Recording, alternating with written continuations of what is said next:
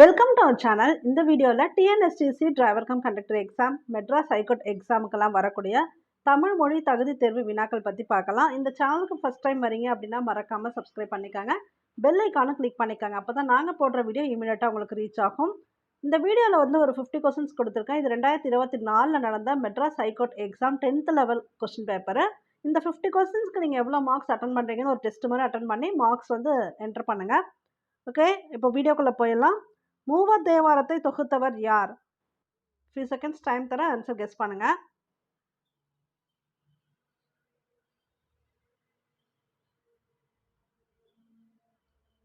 நம்பியாண்டார் நம்பி. மூவர் தேவாரத்தை தொகுத்தவர் நம்பியாண்டார் நம்பி. பண்டை தமிழர்களின் பண்பாட்டு கருவூலமாக திகழும் நூல் எது?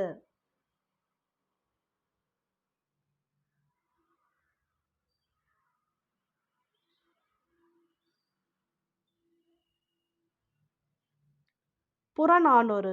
பண்டைய தமிழர்களின் பண்பாட்டு கருவூலமாக திகழும் நூல் புறநானூறு. சூடி கொடுத்த சுடர்கொடி யார்?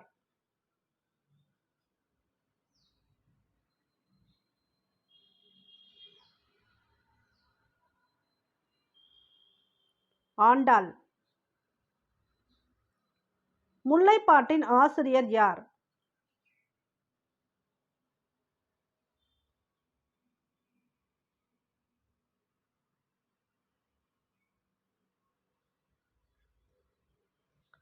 நப்பூதனார். முல்லை வந்து காடும் காடு சார்ந்த இடமும். இதுக்கு நீங்கள் எப்படி ஞாபகம் வச்சுக்காங்க? பூதம் ஞாபகம் வச்சுக்காங்க. காட்டில் பூதம் இருக்கும், அது போல் ஞாபகம் வச்சுட்டிங்கன்னா இது எப்போவுமே மறக்காது. முல்லைப்பாட்டின் ஆசிரியர் நப்பூதனார். கம்பராமாயணத்தில் இடம்பெற்றுள்ள காண்டங்கள் எத்தனை?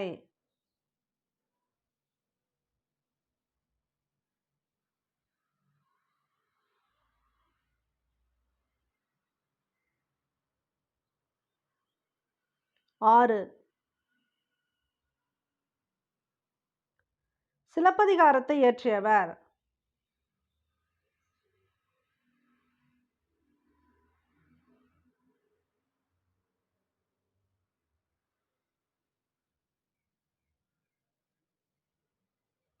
இளங்கோவடிகள். களர் நிலத்திற்கு ஒப்பானவர்கள் டேஷ் ஆவர்?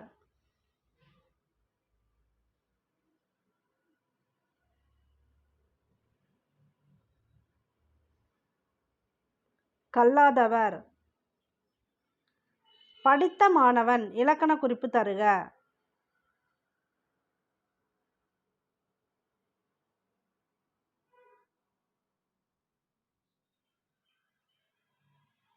பெயரச்சம்.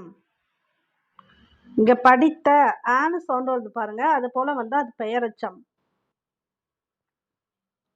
வளர்தமிழ் இலக்கண குறிப்பு தருக.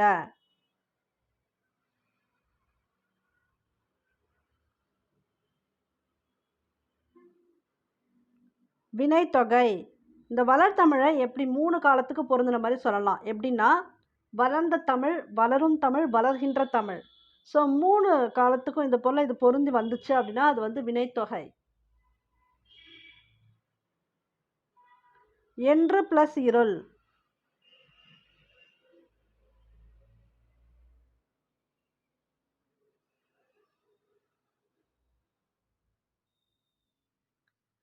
என்றிருள்.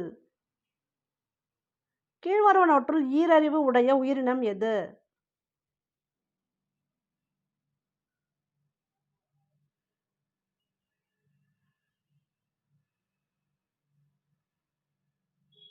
சிப்பி.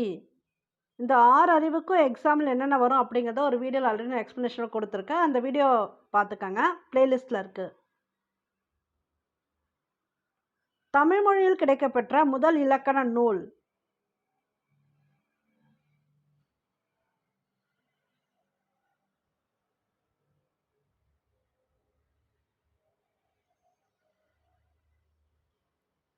தொல்காப்பியம். 2 அல்லது அதற்கு மேற்பட்ட தனிமொழிகள் தொடர்ந்து வந்து பொருள் தருவது டேஷ் ஆகும்?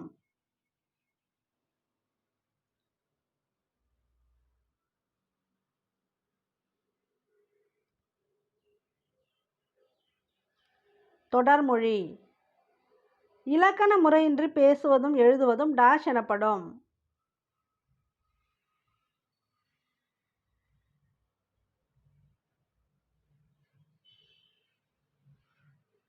வழு எனப்படும். அறியாத ஒன்றை அறிந்து கொள்வதற்காக வினவுவது.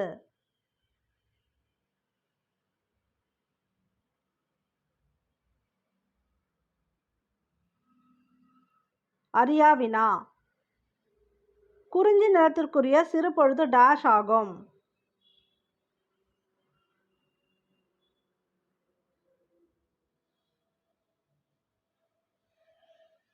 யாமம். இந்த 5 நிலத்திற்குரிய பெரும்பொழுதும் சிறு பொழுதும் பார்த்தலாம். குறிஞ்சி, முல்லை, மருதம், நெய்தல், பாலை. இதுதான் 5 திணை 5 நிலம்னு சொல்லலாம். இதற்குரிய பெரும்பொழுது பார்த்துக்காங்க. குறிஞ்சி இந்த மலை சார்ந்த இடம் இல்லையா, குளிர்காலம் முன்பனிக்காலம். இது எப்படி ஞாபகம் வச்சுக்கலாம்னா, எப்பவும் மலையில வந்து குளிரும் முன்பனி அதிகமாகவே இருக்கும் அப்படின்னு ஞாபகம் வச்சுக்காங்க. அடுத்து முல்லை. முல்லை வந்து கார்காலம். கார்காலம் அப்படின்னா மழை பெய்யறது அப்படின்னு ஞாபகம் வச்சுக்கலாம். அப்போ காட்டில் எப்போவுமே மழை பெஞ்சிட்டே இருக்கும். ஏன்னா முல்லை வந்து காடும் காடு சார்ந்த இடமும். அப்போ கார்காலம். மருதம்.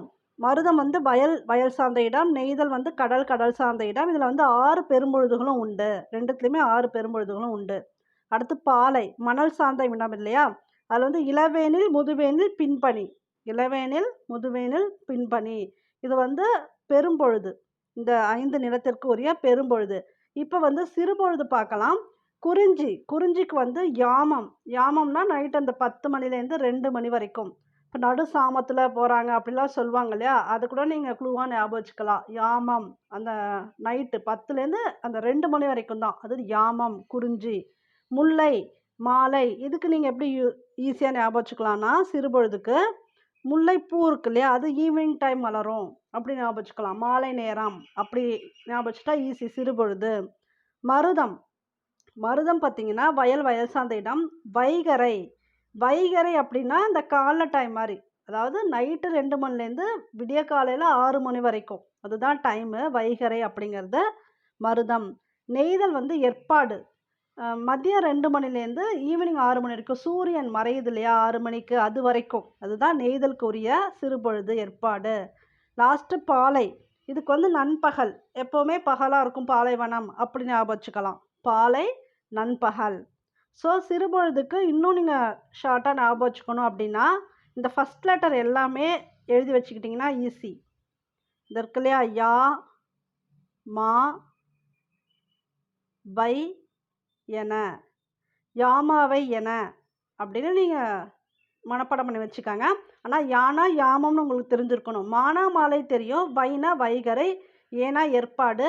நானா நண்பகல். யாமா வை என, அதுதான் சிறுபொழுது. 5 நிலமும் இந்த ஆர்டரில் ஞாபகம் இருக்கணும். குறிஞ்சி, முல்லை, மருதம், நெய்தல், பாலை. இப்படி படிச்சுக்கிட்டிங்கன்னா ஈஸியாக இருக்கும், மறக்காது. நாட்டை கைப்பற்ற வந்த மாற்றரசனோடு போரிடும் போது வீரர்கள் சூடும் பூ டேஷ் ஆகும்.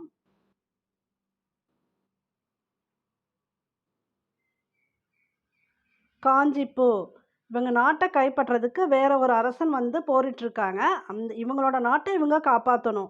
அதற்காக அவங்க சூடிக்கிற பூ எதுன்னு பார்த்தீங்கன்னா காஞ்சிப்பூ. எந்தெந்த பூ எதுக்கு வரும் அப்படிங்கிறத ஷார்ட்டாக பார்த்தரலாம். இப்போ வந்து வெச்சிப்பூ. வெச்சிப்பூ அப்படிங்கிறது இட்லி பூ. இட்லி பூ நம்ம சொல்லுவோம் பேச்சு வழக்கில். அது இந்த வெச்சிப்பூ வந்து யார் சூடுவாங்க அப்படின்னா, இன்னொரு மாற்று தோட்டத்தில் இருக்கக்கூடிய ஆணிரைகளை கவர செய்வாங்க. அதாவது ஆணிரைகள்னா மாடு. அந்த மாடுகளை கவர செய்துனா திருடுறதுக்கு போகிறது தான். அந்த திருடுறதுக்கு போகும்போது இவங்க வந்து இந்த இட்லி பூவை சூடி போவாங்க. அதுதான் வெச்சிப்பூ. இங்கே இருக்கு பாருங்க, இதுதான் வெச்சிப்பூ, இட்லி பூ. அடுத்து கரந்தை திணை. அது கரந்தை பூ. கரந்தை பூ யார் சூடு போவாங்க அப்படின்னா, இப்போ இவங்களோட மாடுகள்லாம் இப்போ திருடிட்டு போயிட்டாங்க இல்லையா, வெச்சிப்பூ அணிந்து வந்து ஒரு செட் ஆஃப் பீப்புள் திருடிட்டு போயிட்டாங்க. இவங்க திருடிட்டு போன இவங்களோட மாடுகளை திரும்ப இவங்க மீட்டுறதுக்காக போகும்போது அவங்க வந்து இந்த கரந்தை பூவை சூடிட்டு போவாங்க. இங்கே இருக்கு பாருங்க, கவர்ந்து செல்லப்பட்ட தம் ஆணிரைகளை மக்கள் மீட்க செல்வர். அப்போ அதுதான் என்னன்னா கரந்தை பூ. இங்கே இருக்குல்ல, இதுதான் வந்து கரந்தை பூ. இந்த பிக்சர் பார்த்துக்காங்க, இது கரந்தை பூ. அடுத்தது வஞ்சிப்பூ. வஞ்சிப்பூ யார் சூடிட்டு போவாங்க அப்படின்னா, இன்னொரு நாட்டை வந்து கவர்றதுக்கு போம்போது வஞ்சிப்பூ. இது ஈஸியா நம்ப ஞாபகம் வச்சுக்கலாம். வஞ்சிக்கிறதுன்னு சொல்வோம். அப்ப இன்னொரு மண்ண போய் கவர்றது அவங்கள வஞ்சிக்கிற மாரி தான். அப்ப அத வஞ்சிக்கிறதுக்கு போம்போது இந்த வஞ்சிப்பூவ சூடிட்டு போறாங்க. அவங்களோட மண்ண கவர போகும்போது இவங்க வஞ்சிப்பூ சூடிட்டு போறாங்க. அடுத்தது காஞ்சிப்பூ. இப்ப பார்த்தோம் இல்லையா? அந்த கொஸ்டினுக்குரிய ஆன்சர். இன்னொருத்தவங்க இவங்க மண்ண வந்து கவர வந்துட்டாங்க. இவங்க இத காப்பாத்திக்கிறதுக்காக போராட போறாங்க. அப்ப காப்பாத்துறதுக்கு போகும்போது இவங்க சூடிக்கிறது என்னன்னா, காஞ்சி திணை. அதாவது காஞ்சிப்பூ. அடுத்து நொச்சிப்பூ. நொச்சிப்பூ எதுக்கு? நொச்சி திணை சொல்ல நொச்சிப்பூ எங்க சூடிக்கிறாங்க? அத தான் பார்த்துட்டுருக்கோம். மண்ணை காக்க கோட்டைகள் கட்டப்பட்டன. கோட்டையை காத்தல் வேண்டி உள்ளிருந்தே முற்றுகையிட்ட பகையரசனோடு நொச்சிப்பூவை சூடி போரிடுவது நொச்சி திணை. இப்ப நொச்சி திணை எதுக்குன்னா, இவங்களோட கோட்டை இருக்கு. ஒரு இடத்துல கோட்டை இருக்கு. இந்த கோட்டையில இவங்க இருக்காங்க. மக்கள் இருக்காங்க. வெளியிலேருந்து வந்து இவங்க கோட்டைய கவர வராங்க. அப்ப இவங்க நொச்சி பூவ சூடிக்கிட்டு அந்த கோட்டைய காப்பாத்துறதுக்காக போராடுறாங்க. அதுதான் நொச்சி திணை. அடுத்தது உழிஞை திணை. இப்ப இந்த கோட்டைய கைப்பற்றதுக்கு ஒரு அரசன் வந்திருப்பாங்க இல்லையா? அவங்க சூடிட்டு வந்தது உழிஞை திணை. காப்பாத்துறதுக்கு கோட்டைய காப்பாத்துறதுக்கு சூடிக்கிறது நொச்சி திணை. அந்த மாற்றரசன் கோட்டைய வந்து கைப்பற்றதுக்காக போறாங்கல்ல பகைவர்கள், அவங்க சூடிக்கிறது உழிஞை திணை. அதாவது உழிஞை பூ. தும்பை. தும்பை பூ வந்து யார் சூடிப்பாங்க அப்படின்னா, 2 நாட்டிலேயும் சண்டை நடந்துட்டு இருக்கு. இப்ப 2 போர் வீரர்களும் 2 நாட்டை சேர்ந்த போர் வீரர்களும் சண்டை போட்டுட்டு இருக்காங்க. அப்ப அவங்க ஒருத்தவங்க போரிடும்போது, இந்த தும்பை பூவை சூடி தான் 2 பேருமே போரிடுவாங்க. இது 2 பேருக்கும் காமனான ஒண்ணு. அவங்க 2 பேரும் சண்டை போடுறாங்க. 2 நாட்டு வீரர்கள் சண்டை போடும்போது, தும்பை பூவை சூடிட்டு தான் சண்டை போடுறாங்க. இதுல கடைசியா வாகைப்பூ. வாகைப்பூ உங்களுக்கு தெரியும். வாகை வந்து வெற்றி வாகை. யார் வந்து சண்டையில ஜெயிக்கிறாங்களோ, அவங்க சூடிக்கிற பூ தான் வாகைப்பூ. ஸோ, இத இந்த ஸ்டோரி வச்சே நீங்க ஞாபகம் வச்சுக்கிட்டீங்கன்னா, உங்களுக்கு எந்த பூ அங்க கேட்டாலும் கரெக்ட்டா ஆன்சர் பண்ணிடலாம். இப்ப எக்ஸ்ப்ளனேஷன் பார்த்துட்டு வந்துட்டோம். இது உங்களுக்கு வந்து ஜஸ்ட் அத கரெக்ட்டா ஆன்சர் பண்ண முடியுதா? அப்படிங்கிறத நீங்க செக் பண்ணிக்கங்க. இப்ப நொச்சிப்பூ எதுக்கு பார்த்தோம்? இத நீங்க ஜஸ்ட் ரீகால் பண்ணி பாருங்க. நொச்சிப்பூ கோட்டைக்கு உள்ள இருந்து இவங்க கோட்டைய முற்றுகையிட்டுட்டாங்க. அந்த முற்றுகைய கலைக்கிற வகையா அவங்களோட இவங்க போராடிட்டு இருக்காங்க. உள்ளேருந்து கோட்டைய பாதுகாத்துக்காக போராடுறது நொச்சிப்பூ சூடிப்பாங்க. உழிஞைப்பூ கோட்டைய முற்றுகையிடுறாங்க இல்லையா? பகைவர்கள். அவங்க சூடிட்டு வர்றது தான் உழிஞைப்பூ. முற்றுகையிட வருபவர்கள் சூடுவது உழிஞைப்பூ. காஞ்சிப்பூ இங்க காப்பாத்த இப்பதான் பார்த்தோம் இதுல. வெற்றிப்பூ இந்த ஆணிரைய கவர்றதுக்காக போம்போது வெச்சிப்பூ சூடிட்டு போறது. திருடுறதுக்கு போம்போது வெச்சிப்பூ, இட்லி பூ சூடிட்டு போறது. TNSTC driver cum conductor exam prepare பண்ணுறவங்களுக்கும் மெட்ராஸ் ஹைகோர்ட் எக்ஸாம் ப்ரிப்பேர் பண்ணுறவங்களுக்கும் ஸ்டடி மெட்டீரியல் புக் எங்ககிட்ட அவைலபிளாக இருக்குது. தேவைப்படுறவங்க இந்த நம்பரை காண்டாக்ட் பண்ணி பர்ச்சேஸ் பண்ணிக்காங்க. இந்த 2 எக்ஸாமுக்குமே அவங்கவுங்களுக்கு தேவையான கண்டென்ட் கரெக்டாக ஃபுல் அண்ட் ஃபுல் ஸ்கூல் புக்லேருந்து ஸ்டாண்டர்ட் கொஸ்டின்ஸாக எடுத்து கொடுத்துருக்கோம். தமிழ், மேக்ஸ், ஜிகே எல்லாமே ஸ்கூல் புக்லேருந்தே கவர் ஆகிடும்.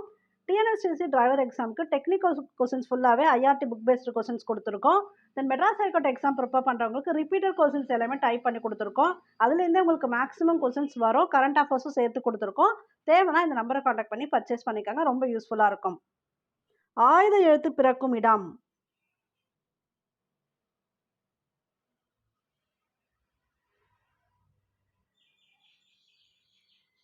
தலை. வினா எத்தனை வகைப்படும்?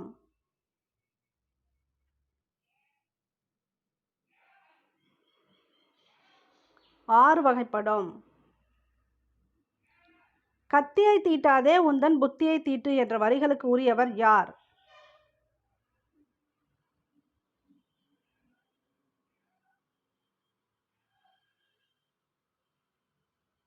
ஆலங்குடி சோமு.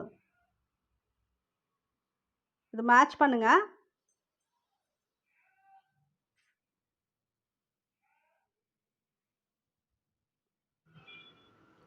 இதற்குரிய விட இதுதான். கவிஞர் தமிழ் ஒலி வீராயி. கந்தர்வன் கொம்பன்.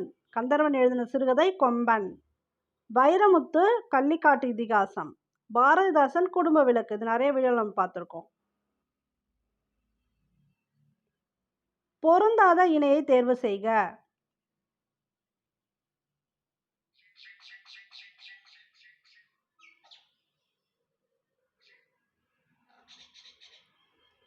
இதுதான் பொருந்தாத இணை. பொருந்ததெல்லாம் ஃபஸ்ட்டு பார்த்தலாம். தமிழ்த்தென்றல் திருவி கல்யாண சுந்தரனார் தான் தமிழ்த்தென்றல். சந்த கவிமணி யார்னா தமிழழகனார். சந்த கவிமணி தமிழழகனார். இது ஒரு ரிதமிக்கா ஒரு இது அப்படியே படிச்சுக்கலாம். பாட்டுக்கு ஒரு புலவன் பாரதியார். இதுவும் கரெக்டு தான். மொழி ஞாயிறு யாருன்னு பார்த்தீங்கன்னா தேவநேய பாவாணர். மொழி ஞாயிறு தேவநேய பாவாணர். பெருஞ்சித்திரனார் இவருக்குரிய அடைமொழி என்ன வரும்னா பாவலேறு பெருஞ்சித்திரனார். புது கவிதையின் தந்தை என போற்றப்படுபவர் யார்?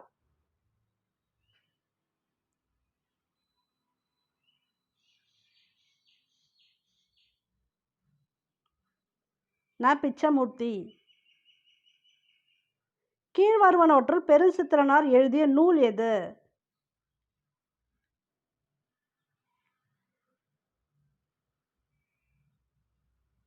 இவை அனைத்தும் பாவிய கொத்து, பள்ளி பறவைகள், மக புகுவஞ்சி. இது எல்லாமே பெருஞ்சித்திரனார் எழுதிய நூல்கள் தான்.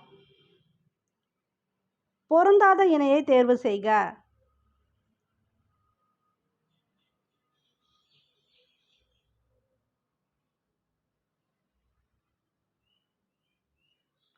பொருந்தாத இணை இதுதான். அழகிரிசாமி வெற்றிவேற்கை இது பொருந்தாது. மற்றதெல்லாம் பொருந்தக்கூடியது. அது பார்த்தலாம். எழில் முதல்வன் இனிக்கும் நினைவுகள். பாரதியார் எழுதுனது பாஞ்சாலி சபதம். இது பார்த்து வச்சுக்காங்க. அதிவீரராம பாண்டியர் காசி காண்டம். தமிழ் எழுத்துக்களில் மிக பெரும் சீர்திருத்தத்தை செய்தவர் யார்?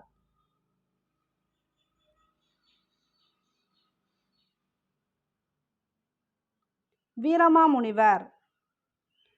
தொடக்க காலத்தில் மனிதர்கள் மருத்துவத்திற்காக டேஷ் பயன்படுத்தினர்.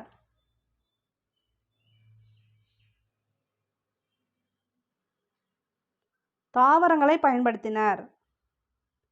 அறியாமையை நீக்கி அறிவை விளக்குவது எது?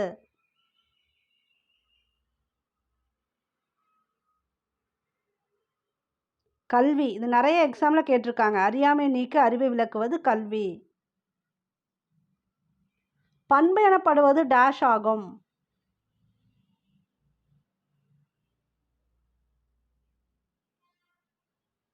பண்பெனப்படுவது பாடறிந்து ஒழுகுதல். தகடூர் என்பது தற்போது எந்த மாவட்டத்தினை குறிக்கின்றது?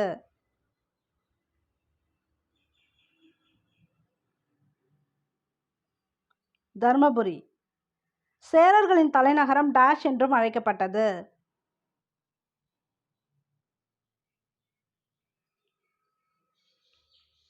கருவூர். இப்போ இருக்கக்கூடிய கரூர் தான் சேரர்களோட தலைநகரம். பாரத ரத்னா விருது எம்ஜிஆருக்கு எந்த ஆண்டு வழங்கப்பட்டது?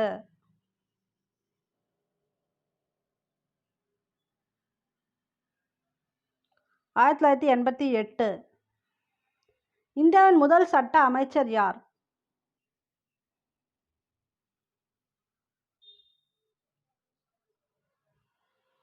அம்பேத்கர். திராவிட மொழிகளின் ஒப்பிலக்கணம் என்ற நூலின் ஆசிரியர் யார்?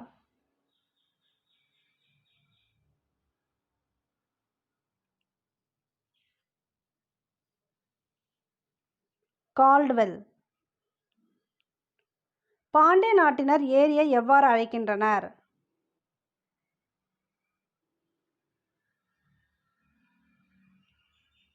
கண்மாய். சனி நீராடு என்று கூறியவர் யார்?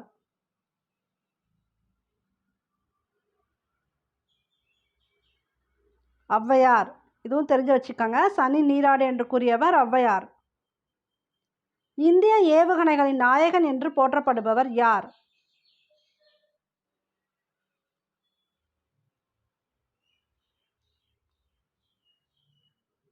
அப்துல் கலாம். தமிழகத்தின் முதல் பெண் மருத்துவர் டேஷ் ஆவார்?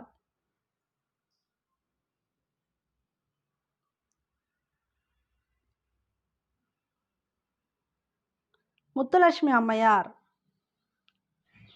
இந்திய தேசிய இராணுவத்தில் பெண்களின் படைப்பிரிவு டேஷ் என்று அழைக்கப்படுகின்றது.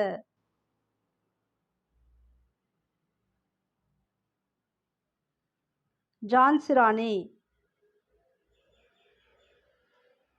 வேலைவாய்ப்பில் 50 விழுக்காடு பெண்களுக்காக தரப்பட வேண்டும் என்று கூறியவர் யார்?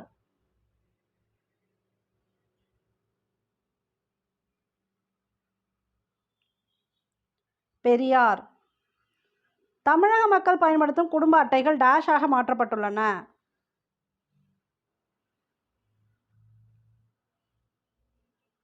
திறன் அட்டைகளாக மாற்றப்பட்டுள்ளன. தென்னகத்து பெர்னாட் ஷா என்று அழைக்கப்படுபவர் யார்?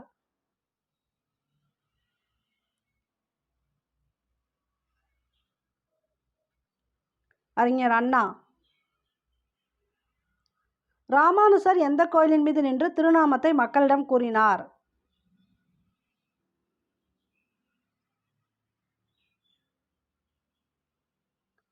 திருக்கோட்டியூர் சௌமியநாராயணன் கோவில். செவ்விந்தியர்கள் நிலத்தை டேஷாக மதிக்கின்றனர்.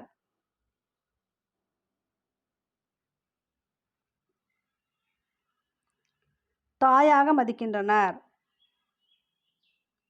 கரகாட்டத்தின் துணை ஆட்டமாக டேஷ் ஆடப்படுகிறது.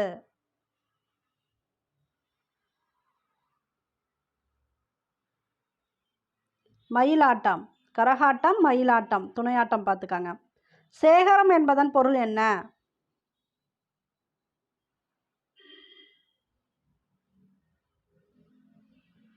கூட்டம். வாலண்டியர் தமிழ் சொல் தருக.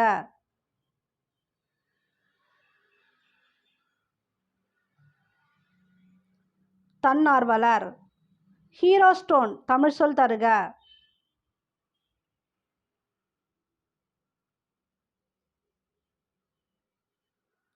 நடுகள். இந்த 2 கொஸ்டின் பார்த்தீங்கன்னா 2024 டிஎன்பிஎஸ்சி எக்ஸாமில் அப்படியே ரிப்பீட் ஆகிருக்கு. ஸோ அங்கே கேட்குற கொஸ்டின் இங்கே கேட்குறாங்க. இது போல் நிறைய கொஸ்டின் ரிப்பீட் ஆகும். தமிழில் சொல் என்பதற்கு டேஷ் என்று பொருள்.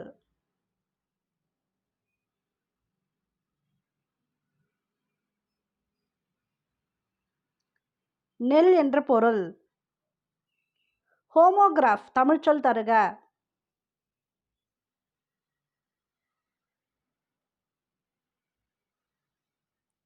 ஒப்பெழுத்து. ஹோமோனா ஒரே மாதிரி, அதான் ஹோமோன்னு சொல்லுவோம். ஒப்பெழுத்து.